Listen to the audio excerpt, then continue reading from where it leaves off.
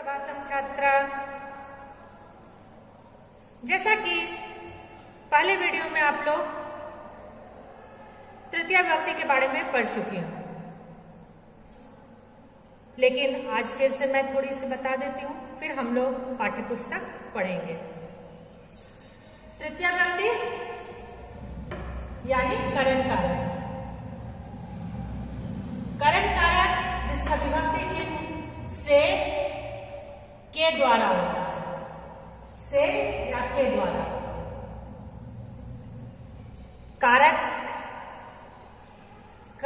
कारक के तीसरे नंबर पर करण कारक आता है और विभक्ति के रूप में ये तृतीया विभक्ति होती है।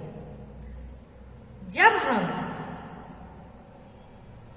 कोई काम करने में किसी से मदद लेते हैं या जो वस्तु या व्यक्ति हमारी मदद करता है, उसमें विभक्ति तृतीया विभक्ति का प्रयोग होता है। जैसे मैं चौक से लिखती हूं, ये चौक है ना, तो चौक को संस्कृत में सुधा खंडा कहते हैं। अहम सुधा खंडेन लिखामी, या शिक्षक सुधा खंड से लिखते हैं, शिक्षक चौक से लिखते हैं। शिक्षकः सुधा खंडेन लिखति, शिक्षिका मार्जन्या मार्जयति, शिक्षिका मार्जनी के द्वारा यानी डस्टर के द्वारा मिटाती है, साफ करती है। तो यहाँ पर मार्जन्या, मार्जनी का तृतीया विभक्ति में मार्जन्या होता है। ये तृतीया विभक्ति का प्रयोग हुआ, यानी मिटाने में हमारी मदद डस्टर कर रहा है, लिखने में हमारी मदद चौक कर रहा है। उसी प्रकार मैं बस से विद्यालय जाती हूँ या छात्र बस से विद्यालय जाते हैं, तो छात्र को विद्यालय जाने में कौन मदद कर रहा है? बस। तो बस में तृतीया विभक्ति का प्रयोग किया जाएगा, यानी जिससे हम मदद लेते हैं या जो हमारी मदद करता है क्रिया को करने में, वहां पर तृतीया विभक्ति का प्रयोग होता है।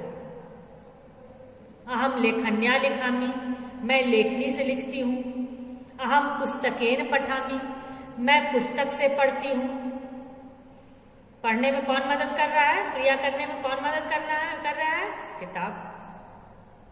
जाने में कौन मदद कर रहा है? बस। तो इसमें इस तरह तृतीया विभक्ति का प्रयोग किया जाता है। एक बार हम लोग इसके रूप को भी देख लेते हैं। बालकः, बालका का तृतीया विभक्ति बालकेन होगा, दंडा का दंडेन होगा, पुस्तकम का पुस्तकेन होगा, कंदुकम का कंदुकेन होगा, लता का लतया होगा, मार्जनी का मार्जन्या होगा। ये एक चीज यहाँ पर ये देखना है कि ये बालक और दंड ये पुल्लिंग शब्द है, ये पुल्लिंग पद है। पुल्लिंग पद का बालकेन, दंडा का दंडे। पुस्तकम और कंदुकम नपुंसक लिंग शब्द है। पुस्तकम का पुस्तकेन, कंदुकम का कंदुकेन। ये लता और मार्जनी स्त्रीलिंग पद है, लेकिन लता जो है वो आकारांत है, लता आकारांत है और मार्जनी ईकारांत है। यानी हमें यहाँ इस पाठ में ये बताया जाएगा कि स्त्रीलिंग पद और पुल्लिंग पद में भी क्या रूप होते हैं तृतीया विभक्ति के। पुल्लिंग पद और नपुंसकलिंग पद तो बहुत ही आसान है, स्त्रीलिंग पद भी मुश्किल नहीं है।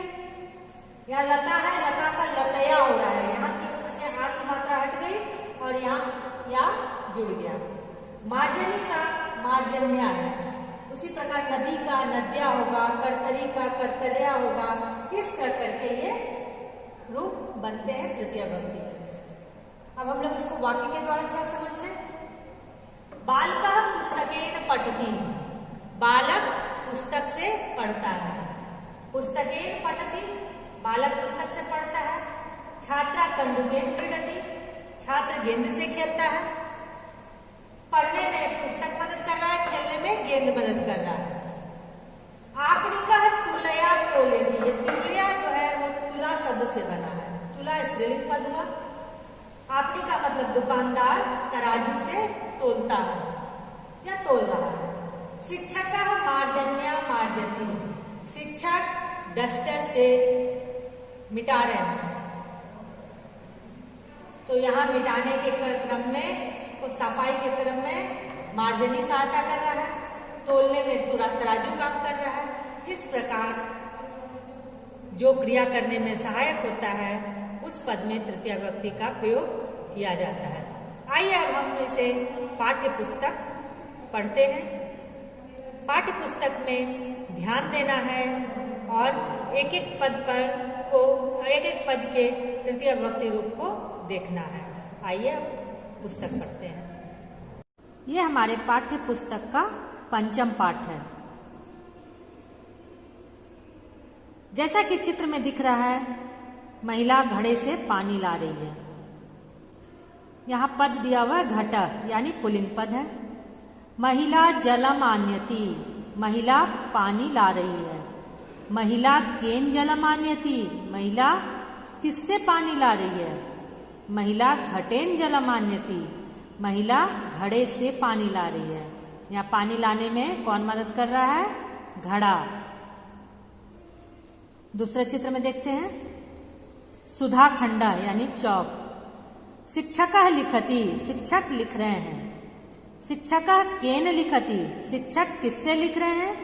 शिक्षक सुधा खंडेन लिखति, शिक्षक चौक से लिख रहे हैं। यहाँ लिखने में चौक मदद कर रहा है। छात्रा प्रवासार्थम गच्छन्ति, छात्र घूमने के लिए जा रहे हैं। छात्रा केन प्रवासार्थम गच्छन्ति, छात्र किससे घूमने के लिए जा रहे हैं। छात्रा रेल यानेन प्रवासार्थम गच्छन्ति, छात्र रेल से घूमने के लिए जा रहे हैं। यहाँ घूमने जाने में कौन मदद कर रहा है, रेल। यह रेल यानम नपुंसकलिंग पद है। बालकः क्रीडति, बालक खेल रहा है। बालकः केन क्रीडति, बालक किससे खेल रहा है। बालकः कंदुकेन क्रीडति, बालक गेंद से खेल रहा है। ये कंदुकम पद भी नपुंसकलिंग पद है। तो पुल्लिंग पद और नपुंसकलिंग पद के तृतीय विभक्ति रूप समझ में आ गए। घटेन, सुधा खंडेन, रेल यानेन, कंदुकेन, इस प्रकार होंगे। आइए हम लोग आगे देखते हैं। ये एक नया पद है, कुंचिका। कुंचिका मतलब चाबी। लता तालाम उद्घाटयति, लता ताला खोल रही है।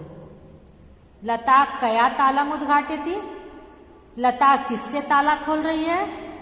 लता कुंचिकया तालाम उद्घाटयति, लता चाबी से ताला खोल रही है। ये कुंचिका यानी स्त्रीलिंग पद।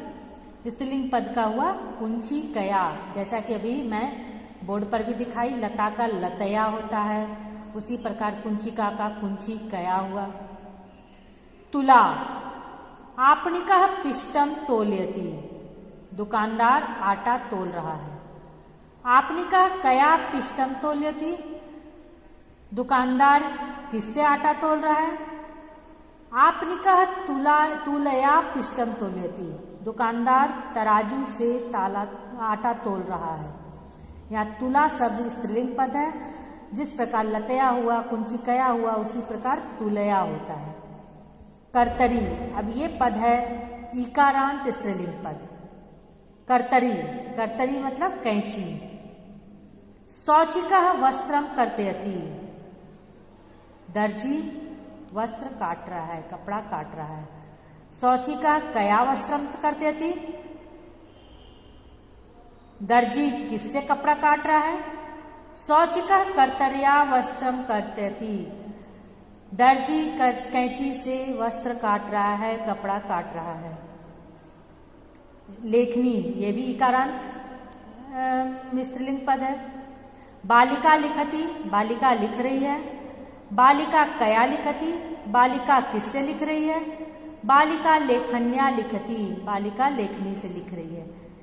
इकारांत पद में भी या लगता है, ई की मात्रा हट जाती है और या का प्रयोग किया जाता है। इस प्रकार यह पाठ पढ़ के हमें तृतीया विभक्ति के प्रयोग समझ में आ गए। अब हम लोग आगे अभ्यास कार्य करेंगे। इस पाठ को बार बार पढ़ना है। पढ़ने के बाद ही आप लोगों को तृतीया विभक्ति के स्त्रीलिंग, पुल्लिंग, नपुंसकलिंग प्रयोग समझ में आएंगे। धन्यवाद।